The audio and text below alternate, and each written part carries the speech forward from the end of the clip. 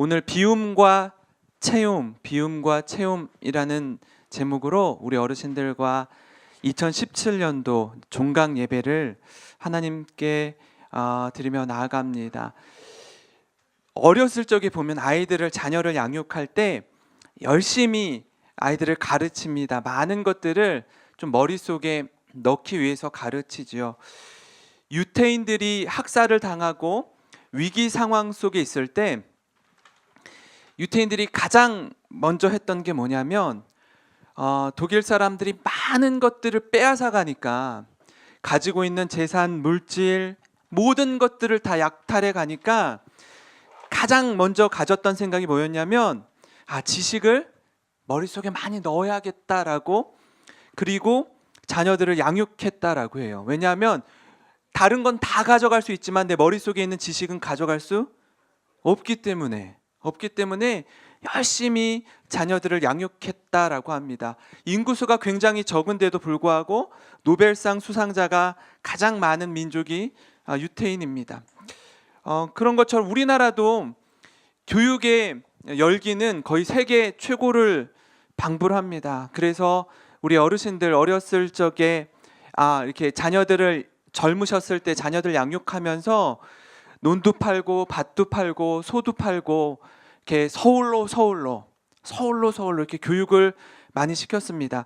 제가 최근에 신방을 하면서 교구 신방을 하면서 어떤 젊은 그 집사님을 만났는데 이런 말씀을 하셨어요. 이렇게 분당에 사시다가 아이들이 조금 여유 있게 공부하도록 하기 위해서 제주도로 이사를 갔다고 해요. 제주도로 이사를 갔는데 깜짝 놀란 사실이 하나 있다고 합니다. 그게 뭐였냐면 제주도가 전국에서 수능 평균 점수가 제일 높다는 거예요. 제주도가. 그래서 아니 무슨 말씀이세요? 그랬더니 제주도가 그렇게 공부에 열심을 내는지 몰랐다는 거예요. 엄청나게 공부를 많이 시킨다라고 해요. 그래서 수능 평균 점수가 가장 높은 데가 제주도. 왜 제주도입니까? 옛날에 이런 말이 있죠. 말은 태어나면 어디로 보내고? 제주도로 보내고, 사람은 태어나면 서울로 보내요. 제주도에서 사람이 태어나면 서울로 보내려고 공부를 무지하게 시킨다는 거예요. 무지하게. 그래서 다시 광주로 이사를 오셨어요. 제주도에서 있으면 애들 공부시키다가 쓰러질 것 같아서 공부를 덜 시키려고 갔다가 너무 많이 시켜서 이제 광주로 다시 이사를 왔다고 하더라고요. 네. 아이들을 이렇게 공부해서 학원 뺑뺑이도 돌리고요. 과외도 아주 고액 과외도 시켜보고요. 그렇게 좋은 선생님들 붙여보지만 아이가 그걸 배울 준비가 되어 있지 않으면, 또는 초등학교 때 그렇게 열심히 배우다가 중학교 들어서면, 사춘기에 들어서면 아이들이 참다가 어떻게 해요? 빵 하고 터져요. 이렇게 폭발합니다. 공부를 막 열심히 하다 이렇게 공부를 확 이렇게 놔버려요. 공부를 놔요. 사실 공부는 평생에 걸쳐서 하는 건데 많은 걸 막 주입하죠. 주유소에 가면 이렇게 주유구에다가 이렇게 넣고 이렇게 기름을 넣듯이 그냥 아이한테 계속 뭔가를 주입시키려고 하는 거예요. 한계가 있어서 배운 것들을 나중에 이렇게 까먹게 되어 있어요.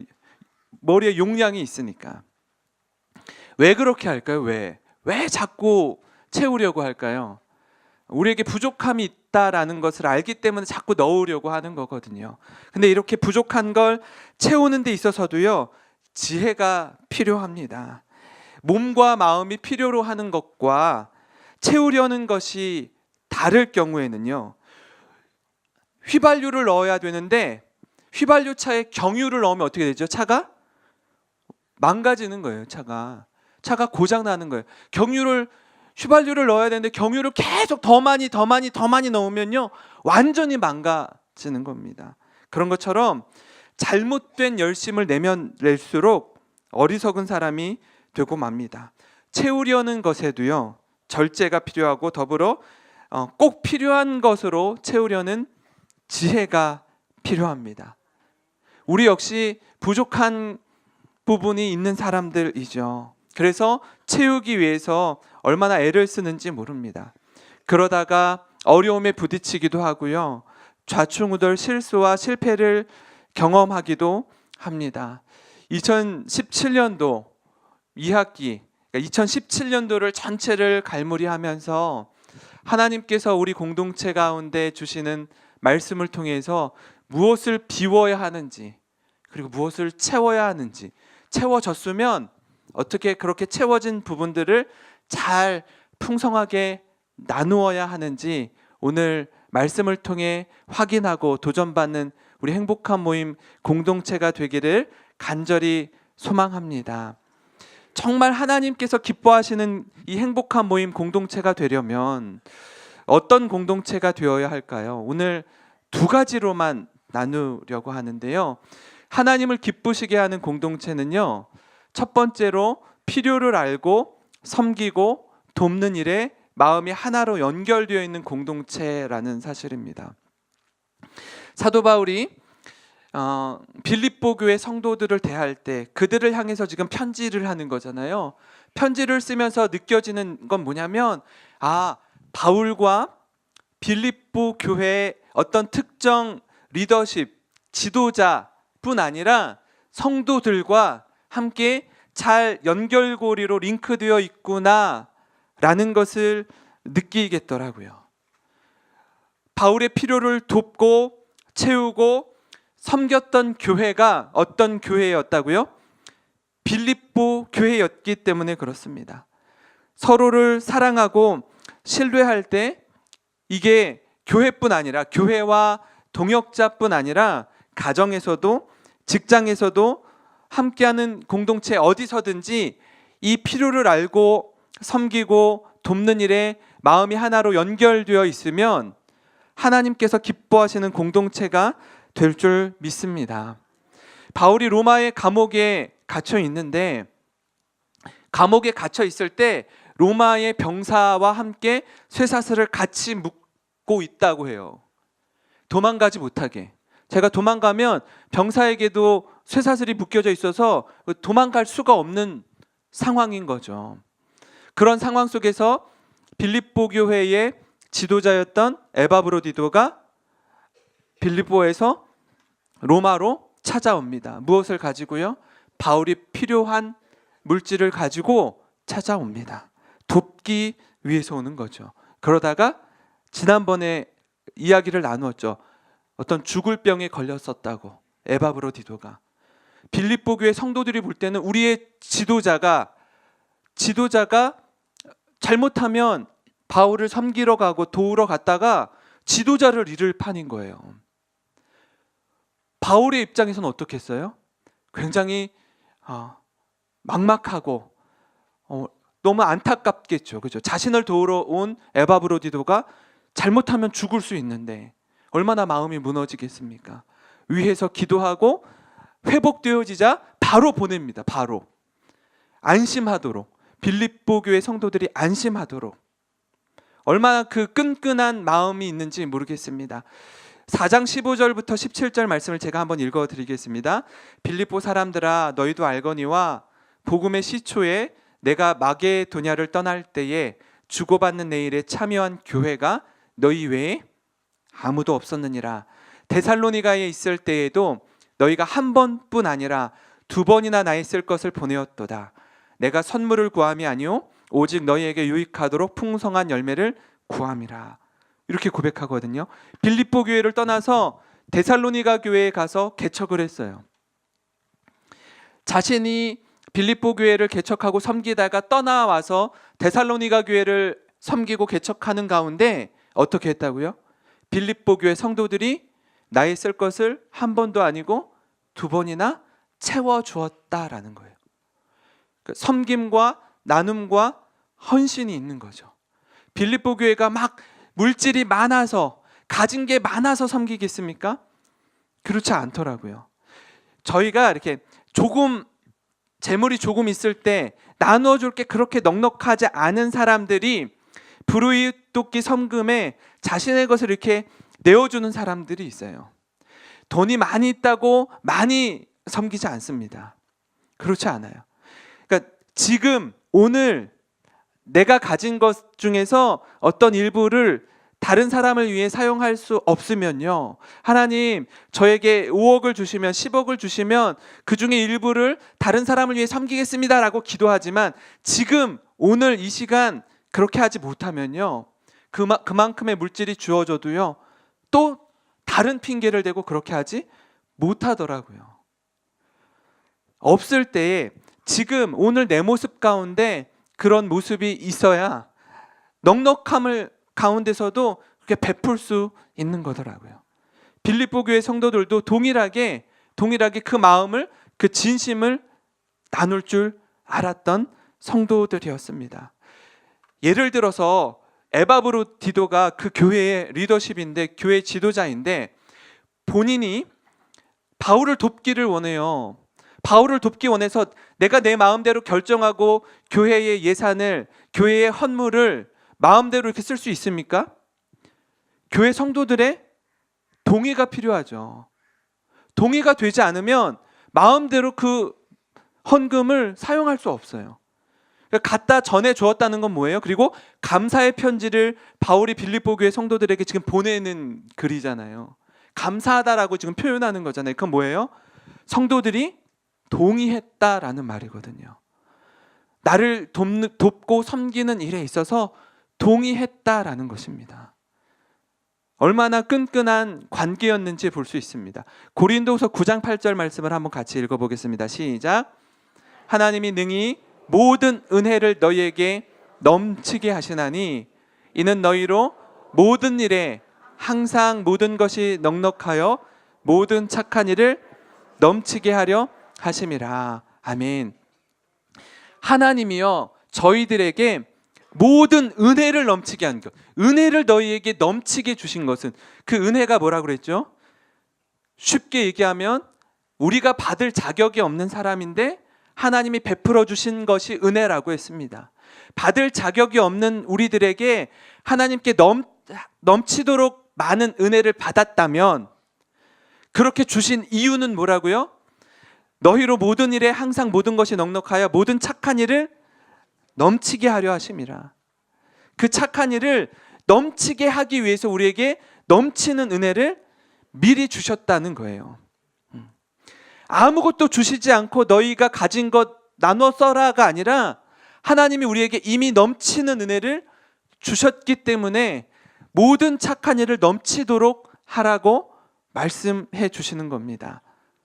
마태복음 6장 19절에서 21절 말씀을 보니까 이렇게 기록되어 있습니다. 너희를 위하여 보물을 땅에 쌓아두지 말라. 거기는 좀과 동록이 해하며 도둑이 구멍을 뚫고 도둑질하느니라. 오직 너희를 위하여 보물을 하늘에 쌓아두라. 거기는 좀이나 동록이 해하지 못하며 도둑이 구멍을 뚫지도 못하고 도둑질도 못하느니라.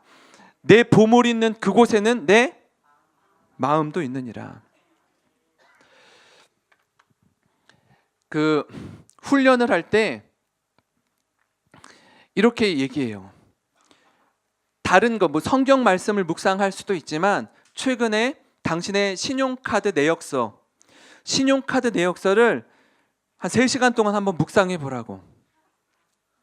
신용카드 내역서를 묵상하라는 건 뭐냐면요, 내가 지금 카드를 긁은 그 내역들이 있잖아요.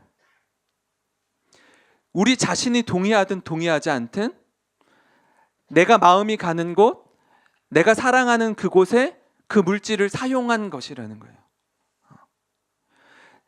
내 가계부가 어디에 가장 많은 지출을 이루고 있는가, 어디에 가장 많은 돈을 쓰고 있는가, 그게 자녀인지, 그게 내가 생활하는 것인지, 내 옷인지, 교육비인지, 그 모든 것을 이렇게 꼼꼼히 살펴보시면 아, 내가 여기에 집중하고 있구나, 여기에 내 마음이 있구나, 내가 여기에 온통 내 마음이 쏠려 있구나를 확인하고 점검할 수 있는 지표가 된다는 것입니다.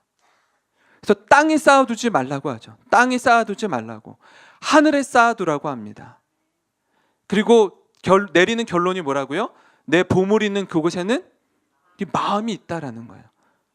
마음 가는 곳에 너의 물질을 사용하고 있다라는 거예요. 이전에 어떤 집사님을 만나서 이야기를 나누는데 그러시더라고요. 사업이 너무 잘 되는 거예요. 사업이 잘 돼서 차량도, 봉고차도, 트럭도, 직원도 점점점 많아지는 거예요.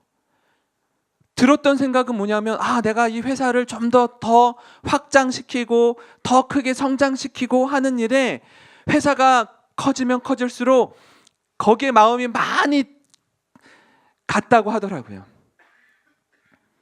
그런 순간에 보물을 하늘에 쌓아두는 일, 하나님 앞에 나의 가진 것을 드리는 일, 하나님 모든 것이 주님께 왔사오니, 다윗의 고백처럼 이 모든 것을 주님께 돌려드립니다 라는 생각이 1도 없었대요. 기업이 더 번창하면 번창할수록 더 크게 하려고 하는 욕심만 있더래요. 그러다가 회사가 이렇게 망한 거예요. 부도가 난 거예요.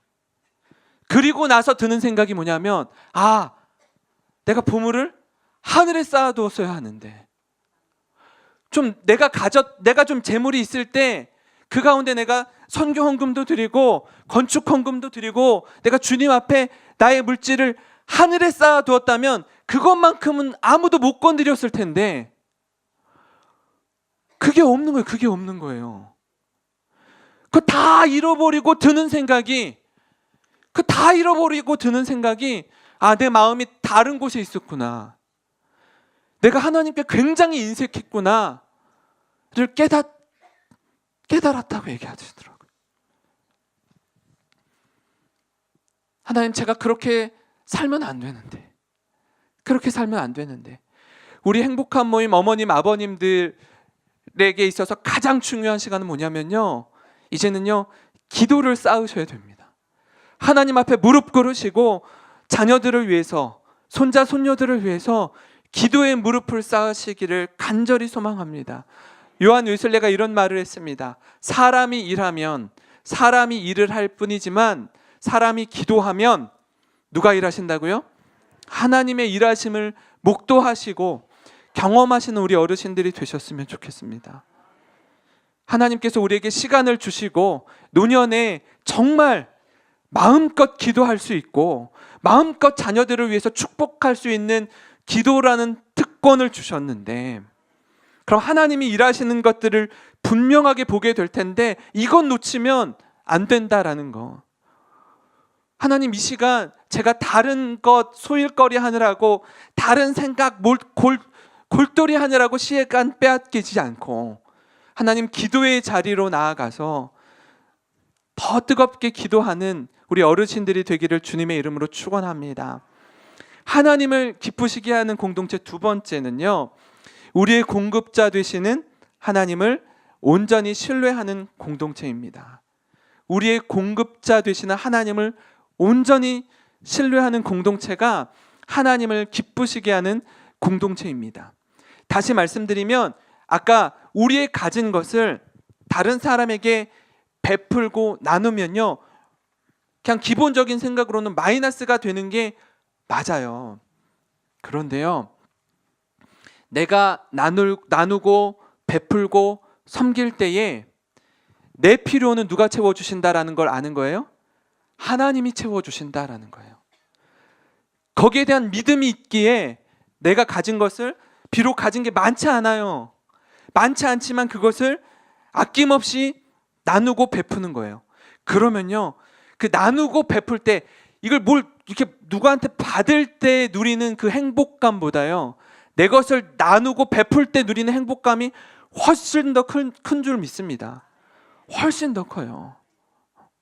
이게 받는 사람 입장에서도 기쁨이 있지만요, 아니요, 내 것을 줄 때 우리 할머니 할아버지들이 저희 할머니가 이렇게 꼬깃꼬깃 이렇게 어디서 이렇게 본인이 이렇게 자녀들에게 받은 용돈을 손주에게 이렇게 너 이렇게 써라 하고 그 줄 때, 이렇게 받으면서도 제가 손자로서 기쁨이 있었지만 할머니가 그렇게 이렇게 주잖아요. 그게 어떤 돈인지 알잖아요.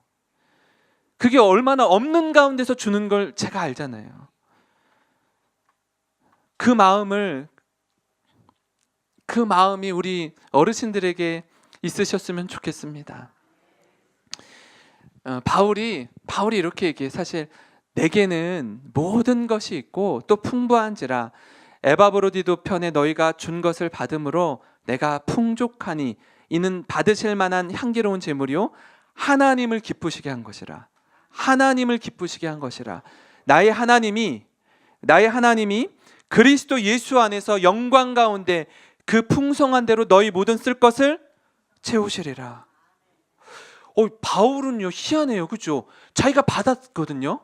빌립보 교회 성도들에게 받았는데요, 그게 물론 자신을 기쁘게 한 것도 되지만 더 나아가서 너희들이 나의 필요를 채운 거는 하나님을 기쁘시게 한 거래요. 그리고 제가 노란 글씨로 표시했잖아요. 굉장한 확신을 가지고 바울이 고백하는 건 뭐냐면 나의 하나님이 그 풍성한 대로 너희 모든 쓸 것을 채워줄 것이다 라고 얘기해요. 너희가 나에게 나의 필요를 채우기 위해서 이렇게 나누고 베풀었지만 그래서 너희가 마이너스 인생이 되는 게 아니라 하나님이 너희 모든 필요를 채우실 것이야. 그 확신이 있더라고요, 바울에게. 이것을 믿으십니까? 믿으시고 믿음으로 순종하는 삶을 살아가셨으면 좋겠습니다. 하나님을 기쁘시게 한다라고 할 때 떠오르는 말씀이 있더라고요. 떠오르는 말씀이 갈라디아서 1장 10절 말씀인데요. 한번 같이 읽어보겠습니다. 시작. 이제 내가 사람들에게 좋게 하랴 하나님께 좋게 하랴 사람들에게 기쁨을 구하랴 내가 지금까지 사람들의 기쁨을 구하였다면 그리스도의 종이 아니니라. 아멘. 이건 우선순위에 있어서 바울의 고백이요 분명하고 확실하거든요. 사람들의 눈치 보느라고 하나님의 말씀에 불순종하거나 하나님의 말씀을 이렇게 뒤로 하거나 우선순위에 있어서 하나님은 뭐 보이지도 않는데 뭐 하나님 다 이해하실 거야 하고 이렇게 사람들에게만 사람들의 기쁨을 구하기 위해서 잘 보이는 태도를 취하는 인생이 아니라 분명한 우선순위는 뭐라고요? 하나님을 기쁘시게 하는 삶을 살았던 사람이 바울이었다라는 겁니다. 만약에 자신이 사람들의 기쁨을 구하였다면 그리스도의 종이 아니라고 이렇게 단언합니다. 그러나 이 말씀을 보면 그래 내가 뭐 사람들 눈치 볼 거 있어? 하나님께만 인정받으면 되지 난 하나님만 기쁘시게 하면 돼 라고 하면서 사람들과의 관계는 다 깨어지고 엉망진창이 되고 나는 하나님이 다 하셔. 이거는 반쪽만 아는 복음입니다. 왜 그런지 아십니까? 로마서 14장 18절 말씀을 한번 같이 읽어볼까요? 같이 읽겠습니다. 이로써 그리스도를 섬기는 자는 하나님을 기쁘시게 하며 사람에게도 칭찬을 받느니라. 믿습니까? 그리스도를 섬긴다, 내가 하나님을 섬깁니다 하면 하나님을 기쁘시게 할 뿐 아니라 어떻게 한다고요? 사람들에게도 칭찬을 받는데요. 이거 뭐지 도대체, 무슨 얘기야? 하나님을 기쁘시게 하면 사람들의 이게 기쁨 구하면 안 된다고 그랬는데, 우선순위에 있어서는 뭐라고요? 하나님을 기쁘시게 하는 게 더 우선이라고요.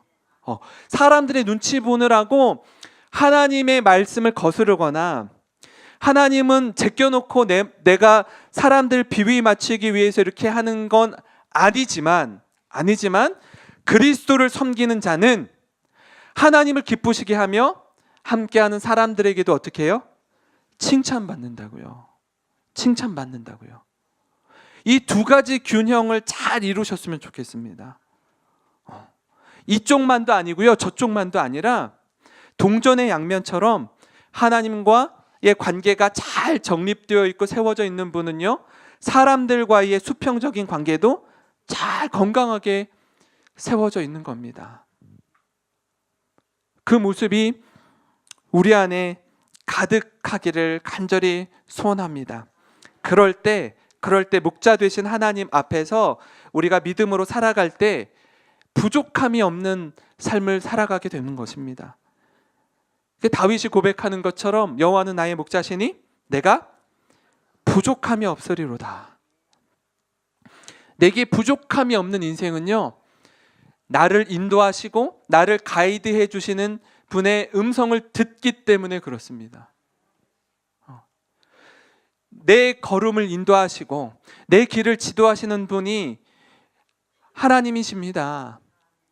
내가 다른 사람의 이야기나 다른 사람의 소리에 마음이 빼앗겨서 막 흔들리는 인생이 아니라 내 길을 인도하시고 내 삶을 주장하시는 분이 하나님이시라는 것을 분명하게 알고 따라갈 때 얼마나 많은 거칠고 사막 같은 환경들이 우리에게 얼마나 많이 있습니까? 다윗도 그런 시간들을 보냈죠. 사망의 음침한 골짜기를 다닐 때도 있었고요. 해를 당하는 것 같은 어려움을 당할 때도 있었습니다. 그러나 그런 가운데서도 두려워하지 않을 것은 여호와께서 나와 함께 하심이라. 여호와께서 나와 함께 하심이라. 주의 지팡이와 막대기가 나를 안위하십니다. 이 믿음의 고백이 있었기 때문에 다윗이 어떤 고난도 없어서 어떤 위기의 상황도 겪지 않아서 이런 고백을 하는 게 아니라 그 수많은 어려움과 위기 상황을 다 경험했지만 그의 믿음의 고백이었던 것처럼 여호와는 나의 목자시니 내게 부족함이 없습니다. 이 고백이 있었던 건요, 마지막으로 고백하잖아요. 이렇게 같이 읽어볼까요? 23편 6절입니다. 시편 시작. 내 평생의 선하심과 인자하심이 반드시 나를 따르리니 내가 여호와의 집에 영원히 살리로다. 아멘, 아멘. 이 믿음, 내 평생의 선하심과 인자하심이 반드시 나를 따를 것인데 그렇게 내가 여호와의 집에 영원히 살겠습니다. 이 고백이 여기 서 있는 저를 비롯하여서 또 한 해 동안, 또 여러 해 동안 땀과 수고와 눈물과 기도로 섬기신 우리 선생님들과 우리 어르신들의 삶에 평생의 고백이 되시기를 간절히 축복하며 기도합니다. 우리 마지막으로 이렇게 선포할까요? 우리의 만족은 오직 주님께 있습니다. 다시 한번, 우리의 만족은 오직 주님께 있습니다. 믿으십니까? 믿으십니까? 이 고백으로 또 새해를 맞이하고 올해 한 해를 잘 갈무리하는 우리 행복한 모임 어르신들이 되시기를 주님의 이름으로 축원합니다.